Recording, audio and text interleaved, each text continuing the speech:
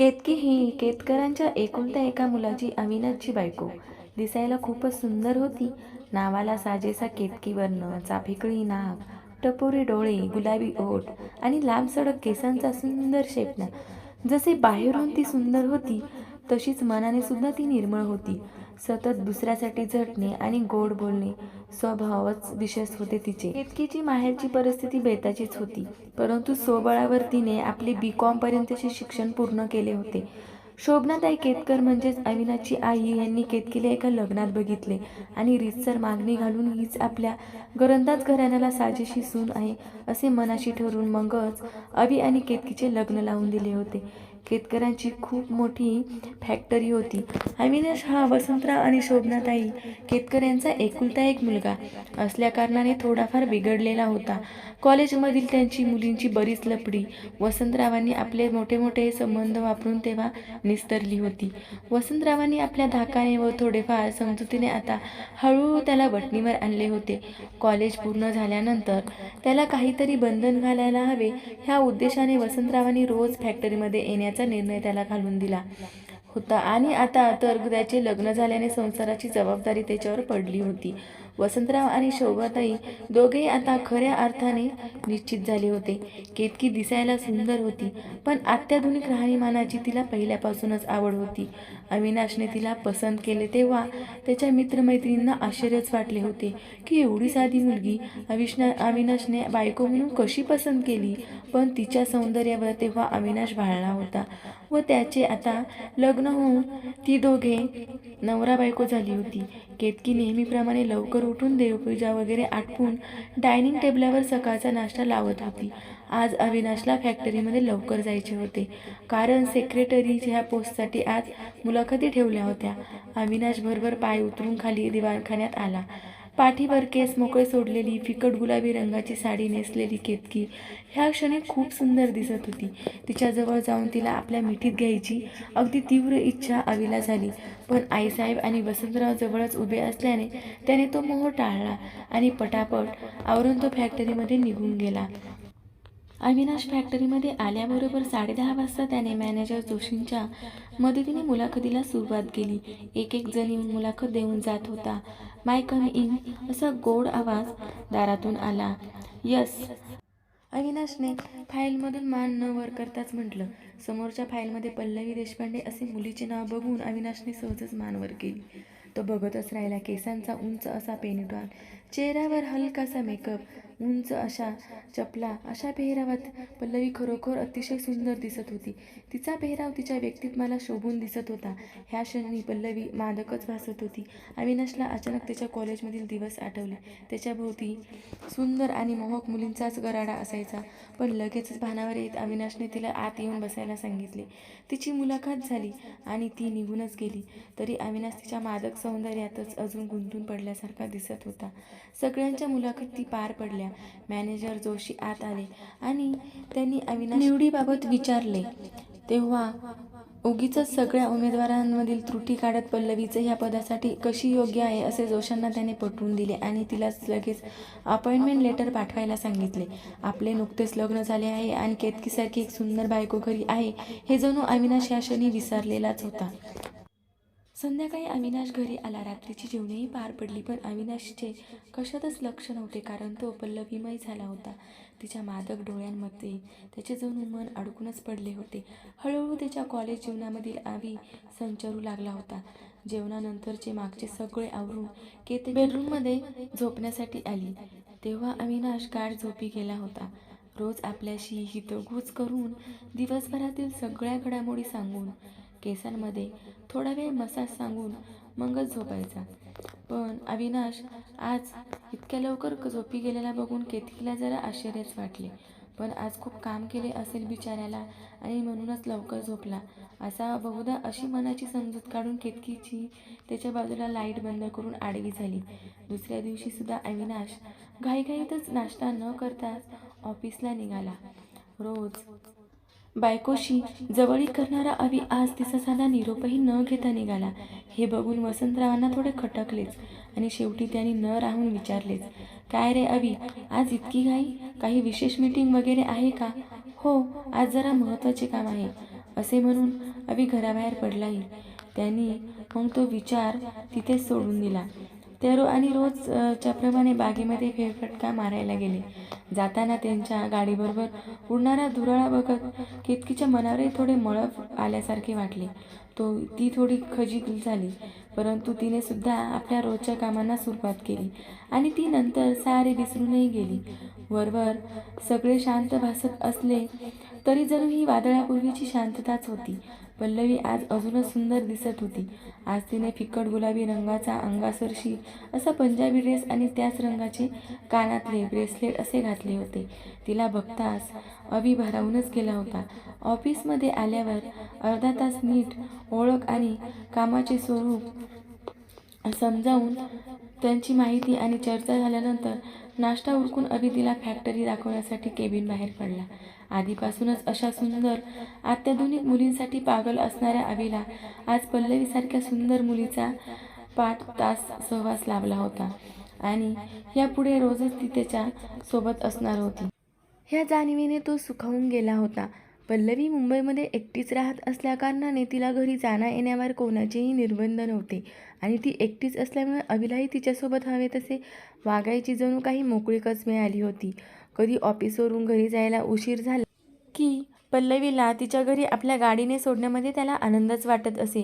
अशी दिवसेंदिवस अवी आणि पल्लवीमध्ये जवळीक निर्माण होत होती आणि ह्याच कारणाने परस्परांमध्ये प्रेमही निर्माण झाले होते. त्याची जाणीव दोघांनाही होती. संसार, नवरा, सासूसासरे यांच्या सेवेमध्ये गर्क असलेल्या केतकीला या सगळ्यांची अजिबातच कल्पना नव्हती. पण शेवटी तिचे मनही एका स्त्रीचेच होते आणि नवऱ्याबरोबर वेळ घालवणे आणि तो आपल्याजवळ असणे ही स्त्री सुलभ भावना तिच्या अंतरही होती. पण अवीला या गोष्टीची अजिबातच जाणीवही नव्हती. आणि आता केतकीबद्दलचे त्यांच्या मनात प्रेमही उरले नव्हते. सासूसासऱ्यांची सेवा, संपूर्ण घराची जबाबदारी, नोकर माणसावर देखरेख हे सगळे केतकी विना तक्रार करत होती. अवीचे एकंदरीतच तिच्यावरील प्रेम आणि घरावरील लक्ष आता कमीच झाले होते. हल्ली तो फारच कमी वेळ घरात देत होते.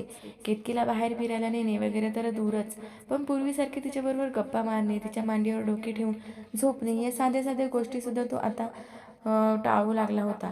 आपला नवरा व्यवसायात गुंतला असल्याकारणाने त्याला आपल्यासाठी वेळ काढणे जमत नसेल अशी समजून काढून केतकी आपल्या नेहमीच्या कामामध्ये स्वतःला गुंतून ठेवत होती.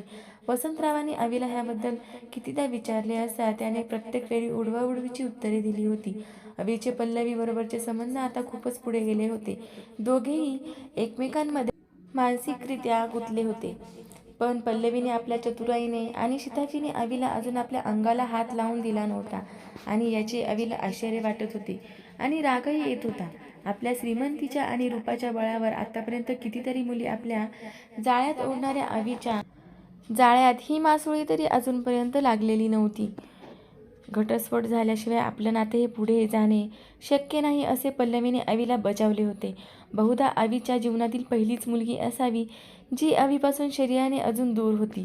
त्या दिवशी अखेर पल्लवीने अवीला विचारलेच, अवी, अरे तू केतकीशी कधी घटस्फोट घेणार आहेस आणि आपले लग्न कधी होणार? अगं पल्लू, मी त्याच प्रयत्नात आहे राणी. मला सुद्धा केतकीबरोबर राहण्यास इंटरेस्ट नाही ग. आणि केतकी हाच त्यांच्या आणि पल्लवीबरोबरच्या प्रेमातील मोठा अडथळा होता. पण हा अडसर दूर करणे मोठे कठीण काम होते, कारण केतकी त्यांच्या घरात इतकी मिसळून गेली होती की त्यांचे जरी तिच्यावर प्रेम नसले तरी आईबाबा आपल्याला केतकीशी घटस्फोट घेऊन देणारच नाहीत याचीही त्याला पूर्ण खात्री होती. पल्लवीच्या प्रेमात अशा रीतीने अखंड बुडालेल्या अवीला आपल्या रूपवान गुणवान बायकोला कसेही करून आपल्या आयुष्यातून दूर करायचेच होते. घटस्फोट तर शक्य नव्हता, त्यामुळे आता काहीतरी दुसरा मार्ग शोधायला हवा ह्याचा अवी विचार करू लागला. असे काय करावे जेणेकरून केतकी आपल्या जीवनातून दूर होईल? आणि अचानक विचित्र विचार त्याच्या मनात आला. अवी पल्लवीच्या प्रेमात इतका आंधळा झाला होता की बरे वाईट याची सुद्धा त्याला जाण राहिली नव्हती आणि तो पल्लवीच्या प्रेमात काहीही करायला तयार होता. केतकीच अगं चल लवकर आटप असे म्हणून अवी घरातून बाहेर पडला व गाडी गॅरेज बाहेर काढली. आज अवी आणि केतकीच्या लग्नाचा पहिला वाढदिवस होता. अवी तिला बाहेर फिरायला घेऊन जाणार होता. इतक्या दिवसांनी का होईना पण अवीने आपल्यासाठी वेळ काढला यातच केतकी खूप खुश होती. अवीने आज बाहेर जायचे आहे सांगितल्यावर ती काळजीपूर्वक तयार होत होती. केसांचा सेलसर शेपटा, त्यावर मोगऱ्याचा गजरा, बारीक जरीचे काठ असलेली मोरपिशी साडी, हिऱ्याच्या कुड्यांच्या हातात 2-2 सोन्याच्या बांगड्या आणि हलकासा मेकअप करून ती अवीबरोबर जायला बाहेर पडली. खरोखर ती अतिशय सुंदर दिसत होती. पण क्षणभर अवीसुद्धा तिला मोहित होऊन बघतच राहिला आणि तो त्याच्या निर्णयापासून ढळणार एवढ्या जीन्स टी शर्टमधल्या मादक पल्लवीचा चेहरा त्याच्या डोळ्यासमोर आला. आज खूप सुंदर दिसत आहे केतकी, असे म्हणून केतकीच्या कपाळाचे पुसटसे चुंबन घेऊन त्याने गाडी सुरू केली.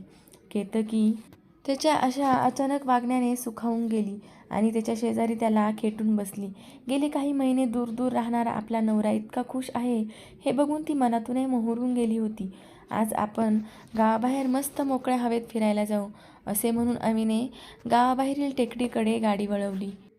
गाडीच्या वेगाने अंगावर येणारे गार वाऱ्यामुळे केतकीच्या केसांमधील मोगरा हातात जणू हितगुज करू लागला होता.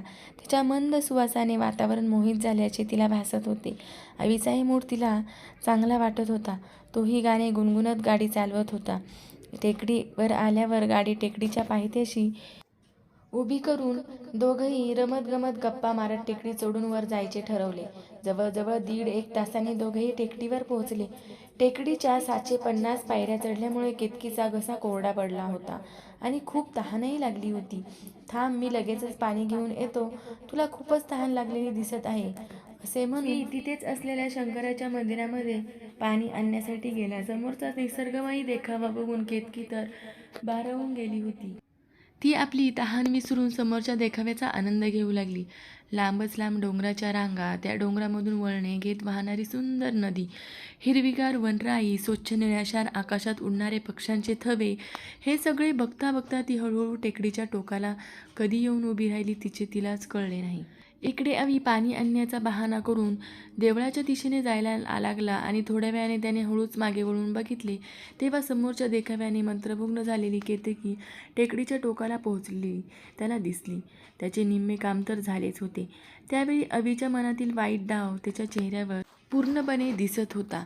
त्याचा भयानक विचारांना घेऊन तो मागे वळून केतकीच्या दिशेने हळूहळू चालू लागला. तो आता केतकीच्या जवळ पोहोचला होता आणि तिला जोरात धक्का देणार एवढ्यात काय झाले कोणास ठाऊक, केतकीला आपल्या बाजूला ओढून घेऊन त्यालाच कोणीतरी जोरदार धक्का दिला आणि अविनाश टेकडीच्या टोकावरून जोरात खाली कोसळला. केतकी या सगळ्या प्रकाराने भांबावून गेली आणि अवीला खाली पडलेले बघून जोरात किंचाळली. अवी, तिला क्षणभर काय प्रकार झाला कळलेच नाही, पण आपला अवी खाली पड आहे त्याला मदत करायला हवी या विचाराने ती खाली वाकून बघायला लागली. तिला दिसले की अवी पूर्ण खाली दरीमध्ये न पडता त्या टेकडीच्या मध्यावर असलेल्या झाडाच्या एका फांदीमध्ये त्याचा शर्ट अडकून लोंबकळत होता. त्याने ती फांदी आपल्या हाताने घट्ट पकडून ठेवली होती आणि केतकी, केतकी, वाचव मला, मला, मी इथे अडकलो आहे, असे ओरडत होता. केतकी तर रडायलाच लागली. आपल्या अवीला असा धक्का कोणी दिला म्हणून आश्चर्य आणि राग अशा संमिश्र भावना तिने मागे वळून बघितले. तिला मोठा धक्काच बसला, कारण ती पल्लवी होती. ती पल्लवीला ओळखत होती, पण तिने असे का करावे म्हणून ती तिला गदागदा जाब विचारू लागली. का ग पल्लवी, का तू असे केले, सांग ना. आज आमच्या लग्नाचा वाढदिवस, आज अवी इतका खुश होता, इतक्या दिवसांनी आमच्यातील दुरावा आज नष्ट होत होता. तू आजच इथे का आणि कशासाठी आलीस आणि असे जीवघेणे कृत्य का केलेस? अगं सांग, चल लवकर, आपण दोघी म्हणून त्याला वर घेऊ, नाहीतर तो दरीत पडेल, असे म्हणून तिला मदतीसाठी आर्जवे करू लागली. तिला दूर सारून पल्लवी टेकडीच्या टोकाला गेली आणि अवीच्या दिशेने बघून त्याला म्हणाली, ओळखले नाहीस का अविनाश तू मला? मी मेघना देशपांडेची धाकटी बहीण, पल्लवी देशपांडे. मेघना, जिला तू 3 वर्षापूर्वी कॉलेजमध्ये असताना आपल्या प्रेमाच्या जाळ्यात ओढलेस आणि तिचे आयुष्य बर्बाद केलेस. लग्नाची वचने देऊन तिला फसवलेस. जिचा पुरेपूर फायदा घेऊन वापरून झालेले खेळणे जसे दूर फेकून देतात तसे आपल्या आयुष्यातून फेकून दिलेस. एकेकाळी हसती खेळती माझी साधी भोळी बहीण आता या सर्व गोष्टीचा परिणाम होऊन एक मनोरुग्ण झालेली आहे आणि याचा सगळ्याचा गोष्टीचा बदला घेण्यासाठीच मी इथे आलेली आहे. मी तेव्हा तुमच्याच कॉलेजमध्ये तुम्हाला ज्युनियर होते. तिला तेव्हा मी कित्येक वेळेस तुमच्यापासून दूर राहण्याचा सल्ला दिला, पण ती तुझ्या प्रेमात इतकी वेडी झाली होती की कोणाचे काही ऐकायला तयार नव्हती. पण जेव्हा तू तिला पूर्णपणे वापरून नंतर एखाद्या निर्जीव वस्तूप्रमाणे फेकून दिले आणि तिच्या रडण्याबिडण्याचा न जुमानता केतकीशी लग्न केलेस तेव्हा ती वेडीच झाली. आता ती पूर्णपणे अंथरुणाला खिळून आहे आणि हे सगळे मी कसे सहन करेन? तूच सांग मला केतकी. ह्या सगळ्याचा प्रतिशोध घेण्यासाठी, बदला घेण्यासाठीच मी तुझ्या फॅक्टरीमध्ये नोकरीसाठी आले. तुला माझ्या खोट्या प्रेमाच्या जाळ्यात ओढले. त्यासाठी मला तुझ्याशी प्रेमाचे जाळे करायला लागलेच. तेव्हा मला माझीच घृणा वाटायची, पण केवळ माझ्या बहिणीसाठी मी हे सगळे सहन केले. हे सगळे सांगताना पल्लवीचे डोळे आग ओकत होते. आज सहज तुझ्या घरी आले तेव्हा कळले की तू केतकीला घेऊन टेकडीच्या दिशेने आला आहेस. तेव्हाच तुझा दृष्ट हेतू माझा हुशार मनाने हेरला. दृष्टराव माझ्या ध्यानात आला. माझ्या एका बहिणीला बर्बाद केले आहेस, न दुसऱ्या बहिणीचा जीव तरी वाचवावा म्हणून मी तू लगेचच तुमच्या पाठीमागे आले. अभि दचकलाच. त्याला सगळे काही आठवले. पल्लवी, मी क्षमा मागतो. तुझ्या बहिणीचा मी खरंच गुन्हेगार आहे, पण प्लीज मला वर घे. एवढी मोठी शिक्षा देऊ नकोस ग. केतकी, तू तरी सांग ना ग. पल्लवीला प्लीज. अक्षरशः तो गायकुतीला आला येऊन रडत होता. हळूहळू त्याचा हात फांदीवरून सुटत चालला होता. केतकीला तर हा सगळा प्रकार म्हणजे मोठा धक्काच होता. तशी थोडीफार तिला अभिच्या पूर्व आयुष्याची कल्पना होती, पण एवढे मोठे त्याचे प्रकरण असेल याची कल्पना नव्हती. अभि, अरे असे का रे केलेस? इतका मोठा विश्वासघात? मी इतके प्रेम केले तुझ्यावर आणि त्याचा असा हा मोबदला? माझी चूक झाली. मी तुला ओळखूच शकले नाही. तुझ्या पूर्वीच्या आयुष्याबद्दल मी तुला कधीच काही विचारले नाही. मी मनात म्हटले की आता तू सुधारला असशील, पण चुकलेच मी रे. पल्लवी, तू केलेस ते अगदी योग्य आहे. हा माणूस कोणाच्याही प्रेमासाठी योग्य नाही. तुझ्या निर्णयाला माझी पूर्ण साथ आहे, असे म्हणून तिला केतकीने मिठी मारली आणि तिच्या मनाचा बंध फुटून पल्लवीच्या खांद्यावर डोके ठेवून ती मुक्तपणे रडायला लागली. इकडे अवीचा हात फांदीपासून सुटला आणि तो खाली पडला आणि पल्लू, केतकी असा आवाज सगळ्या दरीमध्ये घुमला. तेव्हाच मंदिरातील घंटेचा नादही सगळीकडे घुमला. जणू काही मंदिरातील शंकर भगवान दोघींच्या निर्णयाला मान्यता देत होता. मित्रमैत्रिणींनो, जर स्टोरी आवडली असेल तर चॅनलला नक्की सबस्क्राईब करा. Thanks for watching.